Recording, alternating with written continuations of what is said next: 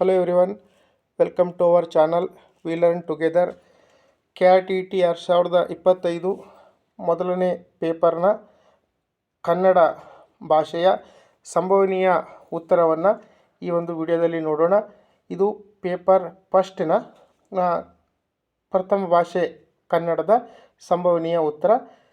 ಮೊದಲನೇದು ಈ ಒಂದು ಗದ್ಯ ಭಾಗಕ್ಕೆ ಸಂಬಂಧಿಸಿದಂತಹ 1ರಿಂದ 8 ಪ್ರಶ್ನೆಗಳಿಗೆ ಓದಿ ಗದ್ಯ ಭಾಗವನ್ನು ಉತ್ತರ ಬರೆಯುವುದಾಗಿರುತ್ತದೆ. ಇದರಲ್ಲಿ ಮೊದಲನೇದಂತಹ ಪ್ರಶ್ನೆ, ಮಾಸ್ತಿ ವೆಂಕಟೇಶ್ ಅಯ್ಯಂಗಾರ್ ಅವರು ಬರೆದಂತಹ ಮೊಟ್ಟ ಮೊದಲ ಸಣ್ಣ ಕತೆ ಕೇಳಿದ್ದಾರೆ. ಇದಕ್ಕೆ ಸರಿಯಾದಂತಹ ಉತ್ತರ ಆಪ್ಷನ್ 3 ರಂಗನ ಮದುವೆ. ಹಾಗೆ ಎರಡನೇ ಪ್ರಶ್ನೆ, ಮಾಸ್ತಿ ವೆಂಕಟೇಶ್ ಅಯ್ಯಂಗಾರ್ ಅವರ ಕಾವ್ಯನಾಮ ಯಾವುದು ಅಂತ ಕೇಳಿದ್ದಾರೆ. ಇದಕ್ಕೆ ಸರಿಯಾದಂತಹ ಉತ್ತರ ಆಪ್ಷನ್ 2 ಶ್ರೀನಿವಾಸ ಅನ್ನೋದು ಅವರ ಕಾವ್ಯನಾಮ. ಇನ್ನು ಮೂರನೇ ಪ್ರಶ್ನೆ, ಮಾಸ್ತಿಯವರು ಬರೆದ ಸುಬ್ಬಣ್ಣ ನೀಳ್ಗೇತು ಹೊಂದಿರುವಂತಹ ಒಂದು ಕಥಾ ವಿಷಯ ಯಾವುದು ಅಂತ ಕೇಳಿದರೆ ಈ ಮೂರನೇ ಪ್ರಶ್ನೆಗೂ ಸಹಿತ ಆಪ್ಷನ್ 2 ಸರಿಯಾದಂತಹ ಉತ್ತರ ಸಂಗೀತಗಾರನ ಜೀವನ ಅನ್ನುವುದು ಈ ಒಂದು ಮೂರನೇ ಪ್ರಶ್ನೆಗೆ ಸರಿಯಾದಂತಹ ಉತ್ತರ. ಇನ್ನು ನಾಲ್ಕನೇ ಪ್ರಶ್ನೆ, ಮಾಸ್ತಿಯವರು ಬರೆದ ಗುರುದಕ್ಷಿಣೆ ಭಾಷಾಂತರವಾಗಿರುವಂತಹ ಭಾಷೆ ಯಾವುದು ಅಂತ ಕೇಳಿದರೆ ಇದಕ್ಕೂ ಸಹಿತ ಆಪ್ಷನ್ 2 ಸರಿಯಾದ ಉತ್ತರ ತಮಿಳು ಭಾಷೆಗೆ ಅದು ಭಾಷಾಂತರವಾಗಿದೆ. ಇನ್ನು ಐದನೇ ಪ್ರಶ್ನೆ, ಸಾರ್ವಜನಿಕರು ಮಾಸ್ತಿಯವರನ್ನು ಸನ್ಮಾನ ಮಾಡಿದ್ದು ಅವರಿಗೆ ಯಾವ ಪ್ರಶಸ್ತಿಯನ್ನು ದೊರೆತಾಗ ಅಂತ ಕೇಳಿದರೆ ಆಪ್ಷನ್ 4 ಐದನೇ ಪ್ರಶ್ನೆಗೆ ದೆಹಲಿ ಸಾಹಿತ್ಯ ಅಕಾಡೆಮಿ ಪ್ರಶಸ್ತಿ ಸರಿಯಾದಂತಹ ಉತ್ತರ. ಇನ್ನು ಆರನೇ ಪ್ರಶ್ನೆ, ಮಾಸ್ತಿಯವರ ಕೆಲವು ಸಣ್ಣ ಕತೆಗಳು ಅನ್ನುವಂತಹ ಒಂದು ಕತೆ ಪ್ರಕಟವಾದಂತಹ ವರ್ಷ ಕೇಳಿದರೆ ಆರನೇ ಪ್ರಶ್ನೆಗೆ ಆಪ್ಷನ್ 1 1968 ಸರಿಯಾದಂತಹ ಉತ್ತರ. ಇನ್ನು ಏಳನೇ ಪ್ರಶ್ನೆ, ಮಾಸ್ತಿಯವರಿಗೆ ಈ ಹೇಳಿಕೆ ಅನ್ವಯಿಸುವುದಿಲ್ಲ, ಯಾವುದು ಅವರಿಗೆ ಸೇರಿಲ್ಲ ಅಂತ ಕೇಳಿದ್ದಾರೆ. ಚುಟುಕು ಬ್ರಹ್ಮ, ಕನ್ನಡದ ಕಥಾಬ್ರಹ್ಮ, ಸಣ್ಣ ಕತೆಗಳ ಪಿತಾಮಹ, ಕತೆಗಾರರ ಅಣ್ಣ, ಇದೆಲ್ಲ ನೋಡಿದಾಗ ನಮಗೆ ಆಪ್ಷನ್ 1 ಚುಟುಕು ಬ್ರಹ್ಮ ಇದು ಇವರಿಗೆ ಅನ್ವಯವಾಗುವುದಿಲ್ಲ. ಉಳಿದೆಲ್ಲವೂ ಸಹಿತ ಮಾಸ್ತಿಯವರಿಗೆ ಅನ್ವಯ ಆಗುವಂತಹ ವಿಷಯಗಳೇ ಇದೆ. ಇನ್ನು ಎಂಟನೇ ಪ್ರಶ್ನೆ, ಇಲ್ಲಿ ಬಂದಿರತಕ್ಕಂಥ ಅತ್ಯುತ್ತಮ ಪದದಲ್ಲಿರುವ ಸಂಧಿಯನ್ನು ಕೇಳಿದ್ದಾರೆ. ಇದು ಎಣ್ ಸಂಧಿಗೆ ಉದಾಹರಣೆಯಾಗಿದೆ. ಅತ್ಯುತ್ತಮ ಪದ ಎಣ್ ಸಂಧಿಯಾಗಿದ್ದು ಎಂಟನೇ ಪ್ರಶ್ನೆಗೆ ಆಪ್ಷನ್ ನಂಬರ್ 1 ಸರಿಯಾದಂತಹ ಉತ್ತರ. ಇನ್ನು ಮುಂದೆ ಪದ್ಯ ಭಾಗ ಓದಿಕೊಂಡು 9ರಿಂದ 15ರವರೆಗಿನ ಪ್ರಶ್ನೆಗಳಿಗೆ ಉತ್ತರಿಸಿರಿ ಅಂತ ಇದೆ. ಇಲ್ಲಿ 9ನೇ ಪ್ರಶ್ನೆ ಇದಕ್ಕೆ ಸಂಬಂಧಿಸಿದ್ದು, ನೆನಪಿನ ಬೆಳೆಯನ್ನು ತೂಗಿರುವುದು ಇದು ಮಳೆಯನ್ನು ಸೂಚಿಸ್ತದೆ. 9ನೇ ಪ್ರಶ್ನೆಗೆ ಸರಿಯಾದಂತಹ ಉತ್ತರ ಆಪ್ಷನ್ ನಂಬರ್ 2. ಇನ್ನು 10ನೇ ಪ್ರಶ್ನೆ, ಕವಿ ಮರಕಳಿಸಿರುವುದು ಯಾವುದು ಅಂತ ಕೇಳಿದ್ದಾರೆ. ಇದಕ್ಕೆ ಉತ್ತರ ಆಪ್ಷನ್ 1 ಆನಂದ. 10ನೇ ಪ್ರಶ್ನೆಗೆ ಆಪ್ಷನ್ 1 ಸರಿಯಾದಂತಹ ಉತ್ತರ. ಇನ್ನು 11ನೇ ಪ್ರಶ್ನೆ, ಮತ್ತೆ ಬರಬಾರದೆ ಅಂತ ಕವಿ ಈ ಒಂದು ಪದ್ಯದಲ್ಲಿ ಯಾವುದನ್ನು ಉಲ್ಲೇಖಿಸಿ ಹೇಳಿದ್ದಾರೆ ಅಂತಂದರೆ ಹಿಗ್ಗೆರೆದ ಹಳಗಾಲಕ್ಕೆ ಮತ್ತೆ ಬರಬಾರದೆ ಅನ್ನುವಂತಹ ಅರ್ಥ ಬರ್ತದೆ. ಇನ್ನು 12ನೇ ಪ್ರಶ್ನೆ, ಮಳೆಯು ಮರೆಯಾಗೊಡದಿರುವುದು ಯಾವುದು ಅನ್ನೋದನ್ನು ಕೇಳಿದರೆ ಆಪ್ಷನ್ 3 12ನೇ ಪ್ರಶ್ನೆಗೆ ಸರಿಯಾದಂತಹ ಉತ್ತರ ಬಂಧ ಸಂಬಂಧಗಳನ್ನು ಅನ್ನುವುದು 12ನೇ ಪ್ರಶ್ನೆಗೆ ಆಪ್ಷನ್ ನಂಬರ್ 3 ಸರಿಯಾದಂತಹ ಉತ್ತರ. ಇನ್ನು 13ನೇ ಪ್ರಶ್ನೆ, ಮಳೆಯು ಜೀವಾಳವನು 13ನೇ ಪ್ರಶ್ನೆಗೆ ಆಪ್ಷನ್ 2 ಕಲಕಿದೆ ಅನ್ನುವುದು ಸರಿಯಾದ ಉತ್ತರ. 13ನೇ ಪ್ರಶ್ನೆಗೆ ಆಪ್ಷನ್ ನಂಬರ್ 2 ಸರಿಯಾದಂತಹ ಉತ್ತರ. ಇನ್ನು 14ನೇ ಪ್ರಶ್ನೆ, ಸುಖ ದುಃಖ ಎನ್ನುವುದು ಯಾವುದು ಸಂಬಂಧಪಟ್ಟಂತಹ ಶಬ್ದ ಅಂತ ಕೇಳಿದರೆ ನುಡಿಗಟ್ಟು, ದ್ವಿರುಕ್ತಿ, ಅನುಕರಣವ್ಯಯ ಮತ್ತು ಜೋಡು ನುಡಿ. ಆಪ್ಷನ್ ನಂಬರ್ 3 ಈ ಸುಖ ದುಃಖ ಎನ್ನುವುದು ಒಂದು ಜೋಡು ನುಡಿಯಾಗಿದೆ. 14ನೇ ಪ್ರಶ್ನೆಗೆ ಆಪ್ಷನ್ ನಂಬರ್ 3 ಸರಿಯಾದಂತಹ ಉತ್ತರ. ಇನ್ನು 15ನೇ ಪ್ರಶ್ನೆ, ಪಯಣ ಅನ್ನುವಂತಹ ಶಬ್ದದ ತತ್ಸಮ ರೂಪ ಕೇಳಿದ್ದಾರೆ. ಪ್ರಯಾಣ, ಪ್ರಯಾಸ, ಯಾತ್ರೆ, ಪ್ರೇರಣ ಅಂತಿದೆ. ಆಪ್ಷನ್ 1 15ನೇ ಪ್ರಶ್ನೆಗೆ ಆಪ್ಷನ್ 1 ಪ್ರಯಾಣ ಅನ್ನುವುದು ಪಯಣದ ಸರಿಯಾದಂತಹ ತತ್ಸಮ ರೂಪವಾಗಿದೆ. ಇನ್ನು 16ನೇ ಪ್ರಶ್ನೆ, ಅನುನಾಸಿಕವಲ್ಲದ ಅಂತ ಕೇಳಿದ್ದಾರೆ. ಇಲ್ಲಿ ನ, ಮ ಮತ್ತು ನ ಅನುನಾಸಿಕ ಹೌದು, ಆದರೆ ಥ ಮತ್ತು ಜ ಈ ಎರಡೂ ಸಹಿತ ಅನುನಾಸಿಕವಲ್ಲ. ಇಲಾಖೆಯವರು ಉತ್ತರವನ್ನು ಬಿಟ್ಟ ಮೇಲೆ ನೋಡ್ಬೋದು, ಇಲ್ಲಾಂದರೆ ಗ್ರೇಸ್ ಮಾರ್ಕ್ಸ್ ಸಹಿತ ಇದಕ್ಕೆ ಸಿಗಬಹುದು.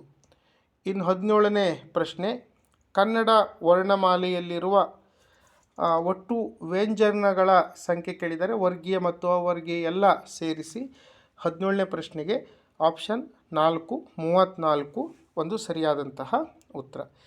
ಇನ್ನು 18ನೇ ಪ್ರಶ್ನೆ, ಮೇಲ್ವಾತು ಪದದಲ್ಲಿರುವಂತಹ ಸಂಧಿ. ನಾವು ವಿಡಿಯೋದ ಮಾಡಬೇಕಿದ್ರೆ ಈ ಒಂದು ಮೇಲ್ವಾತು ಅನ್ನುವ ಶಬ್ದ ಬಂದಿತ್ತು. ಈ ಒಂದು ಪ್ರಶ್ನೆಗೆ ಸರಿಯಾದಂಥ ಉತ್ತರ ಆಪ್ಷನ್ 4 ಆದೇಶ ಸಂಧಿ. ಮೇಲ್ವಾತು ಅನ್ನುವುದು ಆದೇಶ ಸಂಧಿಗೆ ಉದಾಹರಣೆ ಆಗಿದೆ. ಇನ್ನು 19ನೇ ಪ್ರಶ್ನೆ, ವೃದ್ಧಿ ಸಂಧಿಗೆ ಉದಾಹರಣೆ ಅಂತ ಕೇಳಿದ್ದಾರೆ. ಜ್ಞಾನೇಶ್ವರ, ಅಷ್ಟೈಶ್ವರ್ಯ, ಪಯ್ಯ ಶಯನ ಮತ್ತು ಮಹೇಶ್ವರಿ. 19ನೇ ಪ್ರಶ್ನೆಗೆ ಆಪ್ಷನ್ 2 ಅಷ್ಟೈಶ್ವರ್ಯ ಅನ್ನುವುದು ವೃದ್ಧಿ ಸಂಧಿಗೆ ಒಂದು ಉದಾಹರಣೆ. ಇನ್ನು 20ನೇ ಪ್ರಶ್ನೆ, ಶಬರಿಯು ಧ್ಯಾನದಲ್ಲಿ ತೊಡಗಿ ರಾಮನ ದರ್ಶನಕ್ಕೆ ಕಾದಿದ್ದಳು. ಈ ಒಂದು ಶಬ್ದ ವಾಕ್ಯದಲ್ಲಿ ಷಷ್ಠಿ ವಿಭಕ್ತಿ ಪ್ರತ್ಯಯ ಹೊಂದಿರುವಂತಹ ಪದ ಕೇಳಿದ್ದಾರೆ. ಶಬರಿಯು ಧ್ಯಾನದಲ್ಲಿ ರಾಮನ ಮತ್ತು ದರ್ಶನಕ್ಕೆ. ಇಲ್ಲಿ ಅ ಅನ್ನುವಂತಹ ಷಷ್ಠಿ ವಿಭಕ್ತಿ ಬಂದಿರುವುದು ಆಪ್ಷನ್ ನಂಬರ್ 3 ರಾಮನ. ಪ್ರಶ್ನೆ 20ಕ್ಕೆ ಆಪ್ಷನ್ 3 ಸರಿಯಾದಂತಹ ಉತ್ತರವಾಗಿದೆ. ಇನ್ನು 21ನೇ ಪ್ರಶ್ನೆ, ಭಾಷೆಯಲ್ಲಿ ನಾವು ಧ್ವನಿಯನ್ನು ಮಾಪನ ಮಾಡುವಂತಹ ಘಟಕ ಯಾವುದು ಅಂತ ಕೇಳಿದರೆ ವರ್ಣ, ಧ್ವನಿಮ, ಸ್ವರ ಮತ್ತು ಆಕೃತಿಯ. ಇದಕ್ಕೆ ಸರಿಯಾದಂಥ ಉತ್ತರ ಆಪ್ಷನ್ 2 ಧ್ವನಿಮ. ಈ ಧ್ವನಿಮದಿಂದ ಭಾಷೆಯಲ್ಲಿ ಧ್ವನಿಯನ್ನು ಮಾಪನ ಮಾಡ್ತೇವೆ. ಇನ್ನು 22ನೇ ಪ್ರಶ್ನೆ, ಮಾತೃಭಾಷಾ ಕಲಿಕೆ ಎನ್ನುವುದು ಈ 4 ಈ ಒಂದು ಹೇಳಿಕೆಗಳಲ್ಲಿ ಯಾವ ಹೇಳಿಕೆ ಸರಿಯಾಗಿದೆ ಅಂತ ನೋಡಿದರೆ ಆಪ್ಷನ್ 3 ಸೃಜನಾತ್ಮಕವಾಗಿ ಪ್ರತಿಭೆಯನ್ನು ವಿಕಾಸಗೊಳಿಸುವಲ್ಲಿ ಮಾತೃಭಾಷಾ ಕಲಿಕೆಯು ಬಹಳ ಮಹತ್ವದ ಪಾತ್ರವನ್ನು ವಹಿಸ್ತದೆ. ಪ್ರಶ್ನೆ ಸಂಖ್ಯೆ 22ಕ್ಕೆ ಆಪ್ಷನ್ 3 ಸರಿಯಾದಂತಹ ಉತ್ತರವಾಗಿದೆ.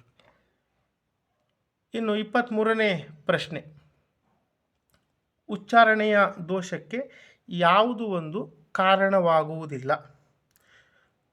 ಶ್ವಾಸೋಚ್ಚಾರದ ತೊಂದರೆ ಇದ್ದರೆ, ಕಾಗುಣಿತದ ಅಸಮರ್ಪಕ ಕಲಿಕೆ ಆಗಿದ್ದರೆ, ಇಲ್ಲಿನ ಹಲ್ಲಿನ ರಚನೆಯಲ್ಲಿ ಏನಾದರೂ ದೋಷ ಇದ್ದರೆ ಇದು, ಹಾಗೂ ನಿರಂತರವಾಗಿ ವಾಕ್ಯವನ್ನು ಉಚ್ಚರಿಸುವಂಥ ಅಭ್ಯಾಸ ಯಾವುದು ಅಲ್ಲ ಅಂತ ಕೇಳಿದರೆ, ಆದ್ದರಿಂದ ಆಪ್ಷನ್ 4 23ನೇ ಪ್ರಶ್ನೆಗೆ ಆಪ್ಷನ್ 4 ನಿರಂತರವಾಗಿ ವಾಕ್ಯವನ್ನು ಉಚ್ಚರಿಸುವ ಅಭ್ಯಾಸ ಇದ್ದರೆ ಉಚ್ಚಾರಣೆಯ ದೋಷ ಆಗುವುದಿಲ್ಲ. ಇನ್ನು 24ನೇ ಪ್ರಶ್ನೆ, ಭಾಷಾ ಪ್ರಯೋಗಾಲಯದಲ್ಲಿ ಪ್ರಧಾನ ನಿಯಂತ್ರಕ ಮತ್ತು ಮೇಲ್ವಿಚಾರಕ ಅಂತ ನಾವು ಲ್ಯಾಂಗ್ವೇಜ್ ಟೀಚರ್ ಭಾಷಾ ಶಿಕ್ಷಕರನ್ನು ಕರಿತೇವೆ. ಭಾಷಾ ಪ್ರಯೋಗಾಲಯದಲ್ಲಿ ಅವರು ಎಲ್ಲ ನಿಯಂತ್ರಣ ಮತ್ತು ಮೇಲ್ವಿಚಾರಣೆಯನ್ನು ವಹಿಸಿರ್ತಾರೆ. ಇನ್ನು 25ನೇ ಪ್ರಶ್ನೆ, ಬೋಧನೋಪಕರಣಗಳಲ್ಲಿ ಶ್ರಾವ್ಯ ಉಪಕರಣ. ಶ್ರಾವ್ಯ ಅಂದರೆ ಕೇವಲ ಕೇಳುವಂತಹ ಒಂದು ಉಪಕರಣ. ಈ ಒಂದು 4 ಆಪ್ಷನ್ಗಳಲ್ಲಿ ರೇಡಿಯೋ, ಧ್ವನಿ ಸುರುಳಿ, ಚಿತ್ರಗಳು, ಕರಿಹಲಿಗೆ, ನಿಘಂಟು, ವಾರ್ತಾಪತ್ರಿಕೆ, ಚಿತ್ರಫಲಕ. ಇದರಲ್ಲಿ ಆಪ್ಷನ್ 1 ಅತ್ಯಂತ ಸುಲಭವಾದಂತಹ ಪ್ರಶ್ನೆ, ರೇಡಿಯೋ ಧ್ವನಿ ಸುರುಳಿ. ಇದು 25ನೇ ಪ್ರಶ್ನೆಗೆ ಆಪ್ಷನ್ 1 ಸರಿಯಾದಂತಹ ಉತ್ತರ. ಇನ್ನು 26ನೇ ಪ್ರಶ್ನೆ, ಉಪನ್ಯಾಸ ವಿಧಾನದ ಉದ್ದೇಶಗಳಿಗೆ ಸಂಬಂಧಿಸಿದಂತೆ ಸೂಕ್ತವಲ್ಲದ ಹೇಳಿಕೆ ಯಾವುದು ಅಂದರೆ ಅದಕ್ಕೆ ಸರಿಯಾದಂತಹ ಉತ್ತರ ಆಪ್ಷನ್ 1, ವರ್ಗದ ಮೇಲೆ ನಿಯಂತ್ರಣ ಹೊಂದುವುದು ಸೂಕ್ತವಲ್ಲದ ಹೇಳಿಕೆ ಆಗ್ತದೆ. ಇನ್ನು 27ನೇ ಪ್ರಶ್ನೆ, ಲಿಖಿತ ಪರೀಕ್ಷೆಯ ನ್ಯೂನ್ಯತೆ ಡಿಮೆರಿಟ್ ಏನಾಗಿದೆ ಅಂದರೆ ಆಪ್ಷನ್ ನಂಬರ್ 2, ನಕಲು ಮಾಡುವಂತಹ ಸಾಧ್ಯತೆ ಇದೆ. ವಿದ್ಯಾರ್ಥಿಗಳು ಕಾಪಿ ಮಾಡಿ ಬರೆಯುವಂಥ ಸಾಧ್ಯತೆ ಇರುವುದರಿಂದ ಇದೊಂದು ಲಿಖಿತ ಪರೀಕ್ಷೆಯ ಬಹುದೊಡ್ಡ ನ್ಯೂನತೆ ಡಿಮೆರಿಟ್ ಆಗಿದೆ. ಇನ್ನು 28ನೇ ಪ್ರಶ್ನೆ, ವಸ್ತುನಿಷ್ಠ ಪರೀಕ್ಷೆಗಳ ವಿಧ ಅಲ್ಲ. ಯಾವುದು ವಸ್ತುನಿಷ್ಠ ಪರೀಕ್ಷೆಯ ವಿಧ ಅಲ್ಲ ಅಂತ ಕೇಳಿದ್ದಾರೆ. ಇಲ್ಲಿ ಕಿರು ಉತ್ತರ ನೀಡುವ ಪರೀಕ್ಷೆ, ಹೊಂದಿಸಿ ಬರೆಯುವ, ವಿವರಿಸಿ ಬರೆಯುವ, ಒಂದು ವಾಕ್ಯ ಅಥವಾ ಶಬ್ದದಲ್ಲಿ ಬರೆಯುವ ಪರೀಕ್ಷೆ ಇದೆ. ಯಾವುದು ಅಲ್ಲ ಅಂತ ಕೇಳಿದರೆ, ಆದ್ದರಿಂದ ವಿವರಿಸಿ ಬರೆಯುವ ಪರೀಕ್ಷೆ ಆಪ್ಷನ್ ನಂಬರ್ 3 ಇದಕ್ಕೆ ಸರಿಯಾದಂತಹ ಉತ್ತರ. ಪ್ರಶ್ನೆ ಸಂಖ್ಯೆ 28ಕ್ಕೆ ಆಪ್ಷನ್ ನಂಬರ್ 3 ಸರಿಯಾದಂತಹ ಉತ್ತರ. ಇನ್ನು 29ನೇ ಪ್ರಶ್ನೆ, ಪ್ರತಿಭಾವಂತ ವಿದ್ಯಾರ್ಥಿಯ ಗುಣಲಕ್ಷಣ ಅಲ್ಲ ಅಂತ ಕೇಳಿದರೆ. ಯಾವುದು ಅಲ್ಲ? ವಯಸ್ಸಿಗೆ ಮೀರಿದ ಅವಧಾನ ಇರುತ್ತದೆ, ಸಾಧನೆಯ ಹಂಬಲವಿರುತ್ತದೆ, ಇತರ ಸಾಮಾನ್ಯ ವಿದ್ಯಾರ್ಥಿಗಳಿಗಿಂತ ಅಧಿಕ ತಿಳುವಳಿಕೆ ಇರುತ್ತದೆ, ಮತ್ತು 4ನೇದು ಸ್ಮರಣ ಶಕ್ತಿ ಕಡಿಮೆ ಇರುತ್ತದೆ ಅಂತಿದೆ.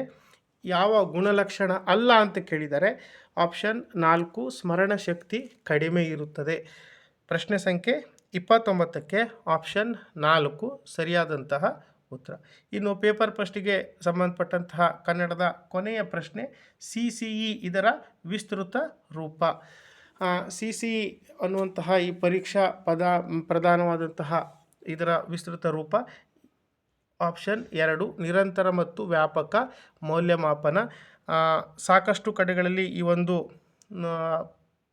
ಇದು ವಿಸ್ತೃತ ರೂಪವನ್ನು ಬಳಸ್ತಾರೆ.